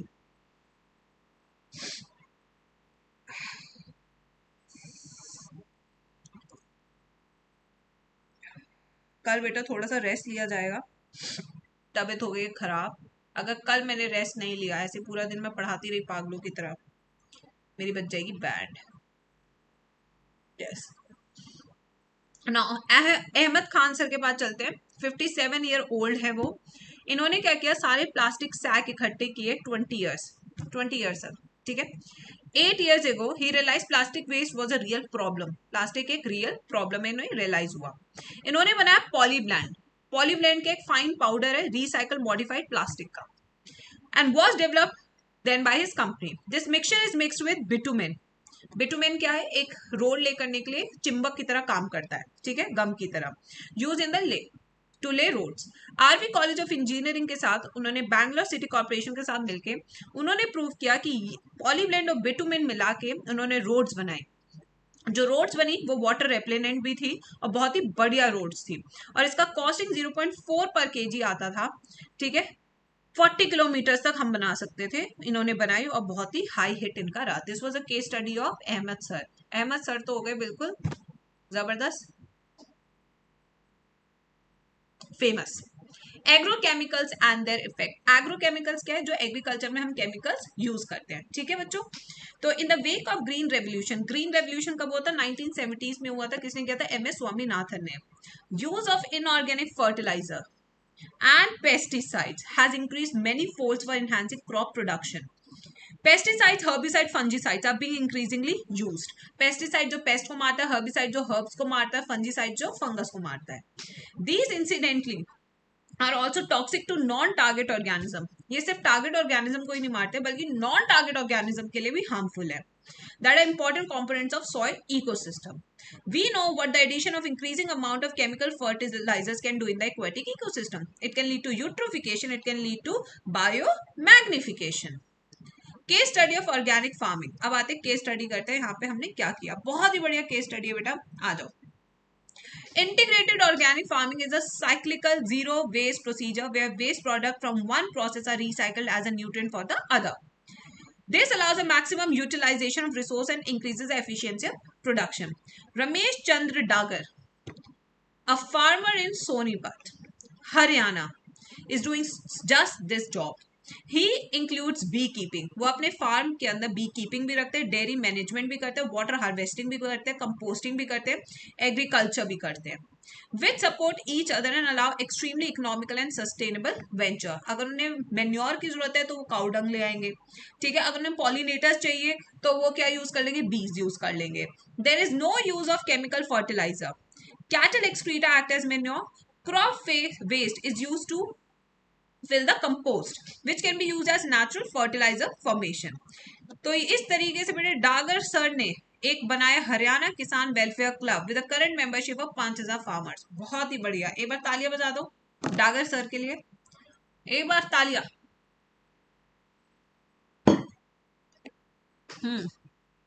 Yes. Now radioactive waste. अब रेडियो एक्टिव वेस्ट पे आते हैं. Initially nuclear energy was held as a non polluting way of generating electricity. हमें पहले लगा कि भाई यूरेनियम मिल गया, अब हम एनर्जी बनाएंगे. ठीक है. Later on, it was realized that the use of nuclear energy has two very serious inherent problems. The first is accidental leakage, जो कहाँ पे हुआ था? यूक्रेन में हुआ था. ठीक है. As occurred in the 3 Mile Island and Chernobyl incident. The second is safe disposal of radioactive waste. Leakage हो गई तो जय माता दी. और इसका सेफ डिस्पोजल करना भी उतना ही जरूरी है जितना इसको यूज करना. Radiation that is given off by the nuclear waste is extremely damaging to organism because it causes mutation at very high frequency rate. At high doses, nuclear radiation is lethal. and at lower doses it creates various disorder. The most frequent of all is being the cancer. Nuclear waste is extremely potent pollutant. ठीक है, तो इसको बरी कैसे कर सकते हैं? 500 deep below एक पिट बनाएंगे और वहां पे जाके उसे डिस्पोज करेंगे, बट बहुत डेंजरस है बेटा, it is very very dangerous. ठीक है, ये क्या चल रहा है चैट बॉक्स में भाई? इंसान ही हो ना तुम लोग, या मैं कुछ शक करने की जरूरत है? इंसान ही हो ना भाई? Yes, what a traffic. Okay, it's a traffic, okay, got it. Hmm, कोई नहीं बेटा, कोई नहीं, इलाज हो जाता है, सब चीजों का इलाज है भाई, सब चीजों का इलाज है। 45 डे स्ट्रैटेजी बनानी है मुझे भी, बता देते यार, बनानी नहीं बनानी। क्या क्या बनाते हैं उसके अंदर 45 स्ट्रैटेजी में? मेरे को तो ये लगता है कि मैं पहले क्रैश कोर्स कंप्लीट करूँ तब बात है ना 45 स्ट्रैटेजी की। एक बार पूरा सिलेबस कंप्लीट हो जाए, फिर बच्चों को 15 मिनट्स के नोट्स आज दे दिए थे स्पेशल क्लास पे, 10 दिन की भी तैयारी बता दी, लास्ट के 10 डेज की इंपॉर्टेंट टॉपिक्स भी बता दिए। अब बार बार वही बनाना है तो बता दो, बना देंगे, कोई नहीं, तुम्हें चाहिए तो बना देंगे, देखने जरूर आना। Now the term green house effect. Green house effect क्या है? देखो बेटा, होता क्या है, अपने अर्थ के पास एटमॉस्फेयर, और एटमॉस्फेयर में गैसेस है। ठीक है, ये जो गैसेस है ये हीट को एब्जॉर्ब कर लेती है, जिससे ओवरऑल जो अर्थ का टेम्परेचर है बढ़ जाता है। जब वो बढ़ जाता है तो वो जो हमारे ग्लेशियर्स है उसे पिघला देता है और हमारा सी लेवल बढ़ जाता है, इसे हम कहते हैं global warming. Green house effect ना होता तो शायद आज हम होते भी नहीं, अर्थ बहुत ठंडी होती। बट अब इसका जो टेम्परेचर ओवरऑल अर्थ का टेम्परेचर वो बढ़ रहा है। उसका रीजन क्या है? ज्यादा से ज्यादा कार्बन डाइऑक्साइड हमारे एटमॉस्फेयर में आती जा रही है। The greenhouse effect has been derived from a phenomena that occurs in a greenhouse. It looks like a small glass house and is used for growing plants, especially during winters. गर्मी में हमें plants grow करने हैं winters में. In a greenhouse, a glass panel let the light in. Glass से light अंदर आती है, but ये जो light है वो बाहर नहीं जा पाती है. This you can see sitting in a car. अभी गर्मियां चल रही है, ठीक है, तो कौन सा ढंग का बच्चा क्लास में भाई? मनीषा। मनीषा गाड़ी में बैठी रह गई, पापा ने एसी बंद कर दिया क्योंकि पेट्रोल बंद बहुत महंगा हो गया है।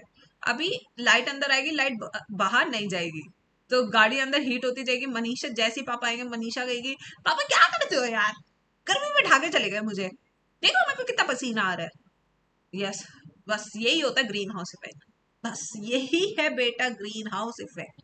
ठीक है, the greenhouse effect is naturally occurring phenomena that is responsible for heating earth surface and atmosphere, जैसे कि हम यहाँ पे देख सकते हैं।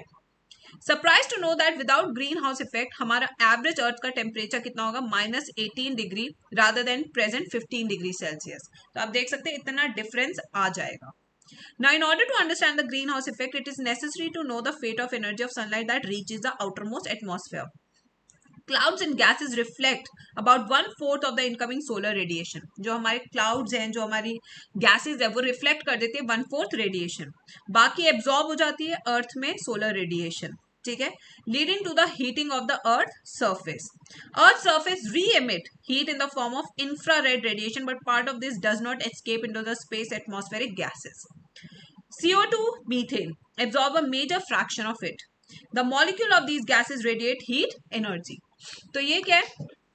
जो हमारे CO2 और जो हमारे मीथेन है, ये जो इंफ्रारेड है इसको एब्जॉर्ब कर लेते हैं, जिससे कि ओवरऑल हीटिंग बढ़ जा रही है, अर्थ सरफेस और हीट अप हो जा रहा है। This cycle is repeated many times. CO2 and methane are commonly known as greenhouse gases because they are responsible for greenhouse effect. But increase in the level of greenhouse gases led to considerable heating of earth. जैसे हमने CO2 और methane का amount बढ़ाया तो total अर्थ का temperature क्या था? बढ़ गया. ठीक है, during the past century the temperature of earth has increase by 0.6 degree celsius. हमने धरती गर्म कर दिया, हम लोगों में दम है बर्बादी करने का. Now scientists believe that the rise in temperature is leading to deleterious changes like El Nino. कभी भी बारिश हो जाती है ना? आपको लगता है कि मुझे प्यार हो गया इसलिए भगवान खुश हो गया और बारिश हो रही है, ऐसा कुछ नहीं है भाई लोगों, ऐसा कुछ नहीं है. उसे एल नीनो इफेक्ट कहते हैं, जब कुछ भी हो रहा होता है.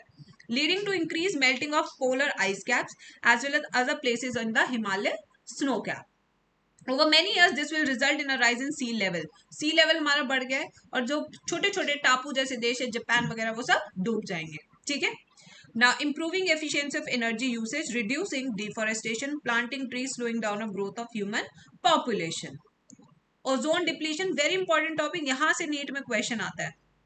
मॉन्ट्रियल प्रोटोकॉल, कोई मुझे बता सकता है क्लास में व्हाट वाज मॉन्ट्रियल प्रोटोकॉल?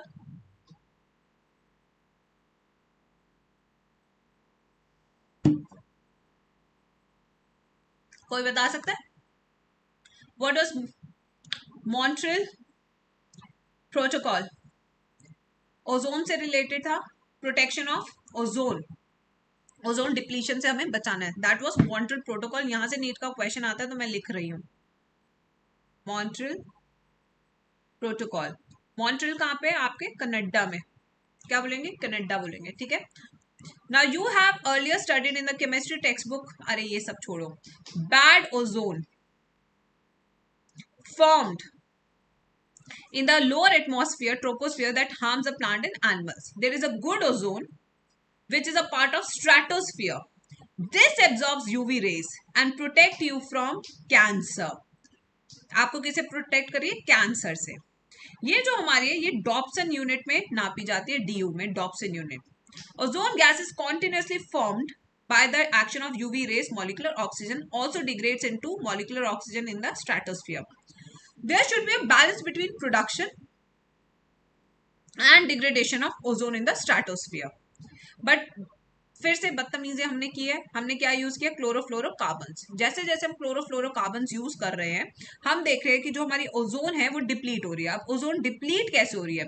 जो हमारा स्ट्रेटोस्फीयर है, UV rays act on them by releasing chloride atoms. Chloride atoms release होता है, क्लोराइड जो है डिग्रेड करता है ओजोन को, जिसके कारण आपको मॉलिक्यूलर ऑक्सीजन निकलता है और फिर वहां पे chloride atom are not consumed in the reaction. तो इसलिए यहाँ पे परमानेंट डैमेज होना शुरू हो जाता है हमारे ओजोन लेवल का, किसमें? हमारे स्ट्रेटोस्फीयर में। और अंटार्कटिका के ऊपर एक बहुत बड़ा ओजोन होल है जहां से यूवी रेडिएशन आती है। तो अगर आप अंटार्कटिका जा रहे हैं तो बेटा क्या, एक कवच पहन के जाएंगे, ठीक है, जो आपको यूवी रे से बचा सके। अब आते हैं next, UV radiation. UV radiation और वेवलेंथ शॉर्ट है यूवी बी, सबसे ज्यादा हार्मफुल यूवी सी होती है, फिर बी, फिर ए। ठीक है, completely absorb earth atmosphere, ozone layer is intact but UVB damages DNA mutation में occur. UVB causes snow blindness. अब स्नो ब्लाइंडनेस कैसे होती है? देखो यहाँ पे हम गए पहाड़ों पे, मान लीजिए राजेंद्र है, ये जो या बेबी बोल रहे हैं, हाँ अभी बताती हूँ उसको। तो राजेंद्र गया कश्मीर घूमने, ठीक है, उसे लगा चलो कश्मीर चलते हैं। जब वो कश्मीर गया तो वहां पे कहता मैं गुलमर्ग पे स्कीइंग करूंगा। स्कीइंग पता है क्या होती है? वो बड़ी सी एक वो होती है रॉड जिसके ऊपर पैर लेकर फिर ऐसे ऐसे ऐसे ऐसे करते हैं, अमीर लोगों के शौक। ठीक है, गया वो, चश्मा लगाया नहीं उसने। अब चश्मा उसने नहीं लगाया तो उसने क्या देखा, जो हमारा स्नो है, स्नो क्या है? रिफ्लेक्टर होता है यूवी रेस का। उसकी सीधा आंखों में यूवी आने लगी, थोड़ी देर बाद उसकी आंखें जलने लगी ऐसे। फिर वो बोला बेबी बेबी बेबी। बेबी सुन नहीं रही क्योंकि बेबी तो परेशान है राजेंद्र से, क्योंकि इसका नाम राजेंद्र है। ठीक है, ठीक है, बेबी ने इग्नोर मार दिया। बेबी कह रही और झोंको इसकी आंख में मिर्ची, नालायक कहीं का। ठीक है, अभी आंखें जलने लगी, इरिटेशन हो गया कॉर्निया का।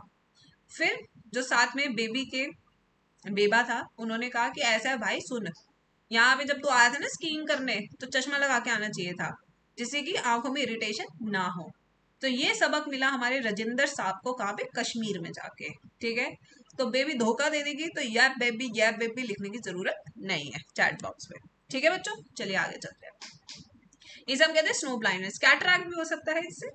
मॉन्ट्रियल प्रोटोकॉल ओजोन डिप्लीशन के लिए साइन हुआ था कि भाई कम से कम सीएफसी यूज करो जिससे कि हमारा जो ओजोन है बचा रहे। ठीक है, degradation by improper resources utilization and maintenance. अब आते हैं इस पे, किसी को और कुछ सुनना आज की क्लास में तो मुझे बता सकते हैं चैट बॉक्स में ही मैम हम सुन के जाना चाहते हैं आज, हमें बता दो। ठीक है, हाँ बता देना मन हो तो, बढ़िया से सुना के भेजूंगी तुम्हें।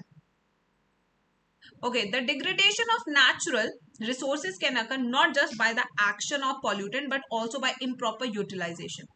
अब बदतमीजी एक्शन में तो है ही है, बट अगर हम प्रॉपरली चीजों को यूज नहीं कर रहे तब भी हमारे रिसोर्सेज डैमेज हो सकते हैं, ठीक है। Soil erosion and deforestation.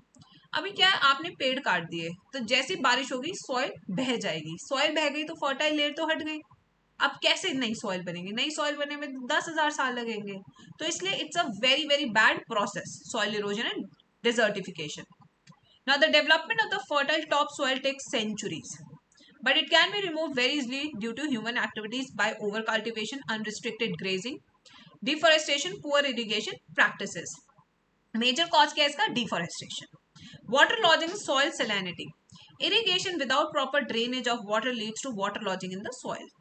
Now, besides affecting the crop, waterlogging draws salt to the surface of the soil. The soil salt then is deposited as a thin crust on the land surface or starts collecting at the root plants.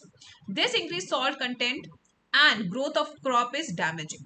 तो जैसे जैसे पानी खड़ा होता जाएगा, पहले तो उसमें काई जमेगी, मच्छर होंगे, सॉल्ट कॉन्सेंट्रेशन बढ़ेगा और जो आपका ग्रीन रेवोल्यूशन है उसकी धज्जियां उड़ जाएंगी, ठीक है। फिर आते हैं डिफॉरेस्टेशन, जहां पे हम क्या काट रहे हैं, यस। ओहो, बेटा कल थोड़ा सा हाँ, बंद कर दो चैट्स, मैंने बंद कर दिया, अभी कर दो बंद chats, no need, close the chats, no need. Deforestation, deforestation क्या है? Is a conversion of forested area to a non forested one. पेड़ काटते जा रहे हैं, जैसे पुष्पा में आपने देखा था लाल चंदन के लिए कितना पेड़ काटा था भाई। अकॉर्डिंग टू एस्टिमेट 40% फॉरेस्ट हम ऑलरेडी लॉस्ट कर चुके हैं, खत्म कर चुके हैं, ठीक है। The present scenario of deforestation is particularly grim in India.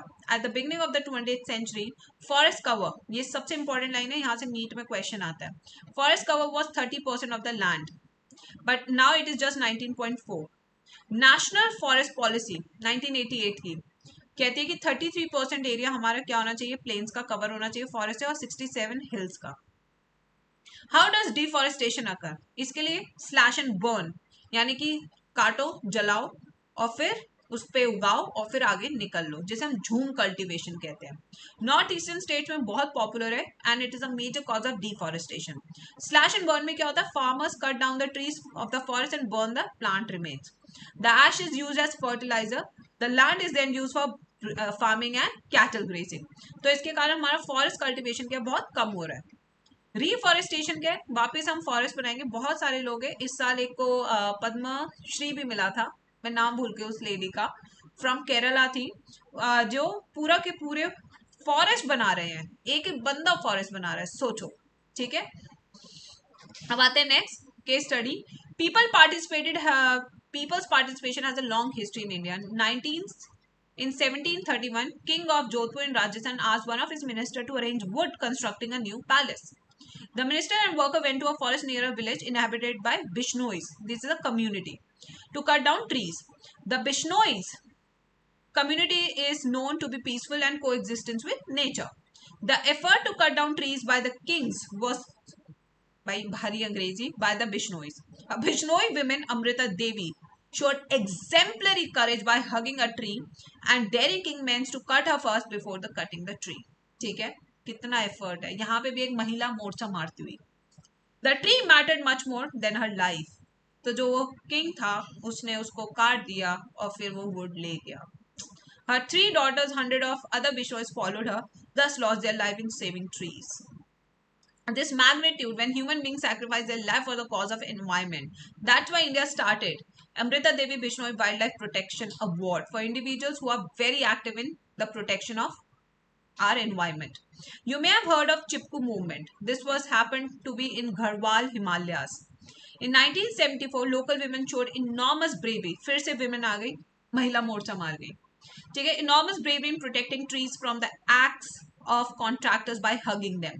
People are all over the world acclaim the Chipko movement, ठीक है।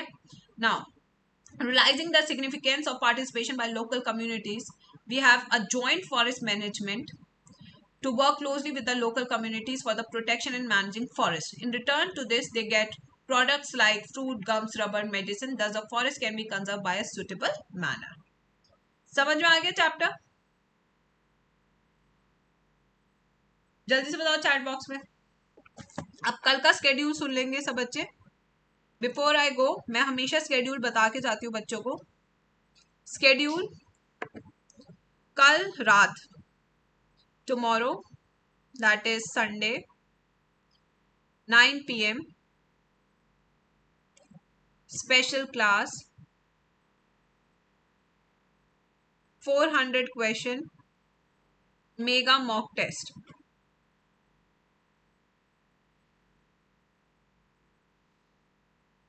इकोलॉजी का, ठीक है। ये तो है पहली चीज जो कल की है।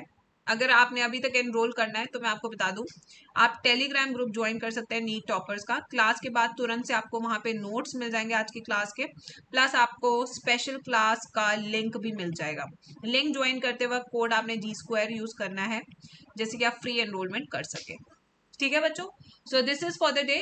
पूरे हफ्ते का स्केड्यूल मैंने कल की स्पेशल क्लास कल के सेशन में दे दिया था। Now will be starting with the rest of the chapter of reproduction unit in the next week. ठीक है, तो ecology finally done and dusted and let's hope for the best. और आगे और ज्यादा मेहनत करेंगे और ज्यादा काम करेंगे और बढ़िया रिजल्ट ला के रहेंगे, राइट मेरे बच्चों। So take care, thank you for joining me in my session and कल देखते हैं कोई स्ट्रैटेजी वगैरह बनाते। I am to increase 3500 student to 5000 students in my night session. मुझे यहाँ पे कम से कम 5000 बच्चे चाहिए एवरी डे। तो इसके लिए हमें बच्चों को बताना पड़ेगा कि there is a crash course going, तो आ जाओ, आप भी हमें ज्वाइन कर सकते हो, बहुत मजा आएगा। जितने ज्यादा बच्चे होंगे उतना ज्यादा स्पेशल क्लास में होंगे, उतना कॉम्पिटिशन टफ होगा और उतना मजा आएगा। More the number of people more we can enjoy. ठीक है, तो यहाँ पे बच्चे रेगुलर हो रहे हैं, मैं भी रेगुलर हो रही है, बस ऐसा साथ हमारा बना रहे। ठीक है, चलो बाय मेरे बच्चों, take care, good night, see you.